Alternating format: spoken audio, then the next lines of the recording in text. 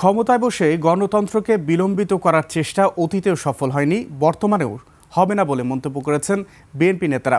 তারা বলছেন, প্রতিপক্ষ দলের কেউ স্বাধীনতা বিরোধী, কেউ ভিন্ন দেশের এজেন্ডা বাস্তবায়ন করছে, আর বিএনপি একমাত্র দল যাদের দেশ ছাড়া কোনো গন্তব্য নেই।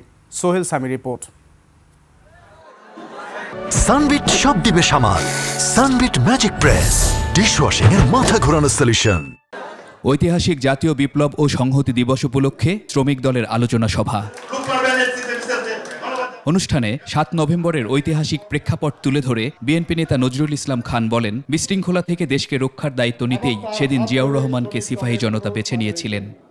৩রা নভেম্বর একটা কু হয়েছে, 15ই আগস্ট একটা ঘটনা হয়েছে, 7ই নভেম্বরে আর একটা পরিবর্তন।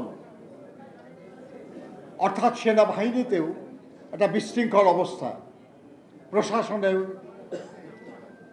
বিশৃঙ্খল অবস্থা, দেশের অর্থনীতি বিপর্যস্ত। এরকম সময়ে দায়িত্ব গ্রহণ সাংঘাতিক সাহসিকতার ব্যাপার। তিনি বলেন, ক্ষমতায় এসে কৃষি, শিল্প, জনশক্তি রপ্তানি শুরু করে বাংলাদেশের মানুষের ভাগ্য পরিবর্তন করে দিয়েছিলেন শহীদ জিয়া। একটা হলো কৃষি, একটা হলো তৈরি পোশাক, একটা হলো রেমিটেন্স। এই তিনটেই শহীদ জিয়ার হাতে, এই তিনটেই 7ই নভেম্বরের ফসল, এই তিনটেই বিএনপির অর্জন।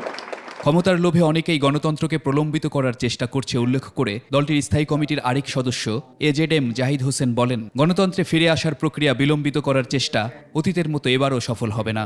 আমাদের যারা প্রতিপক্ষ তারা কেউ কেউ স্বাধীনতায় বিশ্বাস করতেন না, কেউ কেউ পিছন দিয়ে ক্ষমতায় যাওয়ার চেষ্টা করেছেন। বিভাজন সৃষ্টি করে যারা মনে করছেন যে আগামীতে লাভবান হওয়া যাবে অথবা গণতন্ত্রে যাওয়ার পথকে আরো দীর্ঘস্থায়ী করা যাবে, তারা বোকার স্বর্গে বাস করছে। সকল আন্দোলন সংগ্রামে শ্রমিক শ্রেণীর সর্বোচ্চ ভূমিকা থাকার পরও স্বীকৃতি নেই উল্লেখ করে নেতারা বলেন, আগামী দিনে বিএনপি শ্রমিকের ভাগ্যোন্নয়নকে সর্বোচ্চ গুরুত্ব দেবে। আগামী রাজনীতির দিক নির্দেশক হবে বাংলাদেশের শ্রমিক আর কর্মচারীরা, এক কথায় শ্রমিক।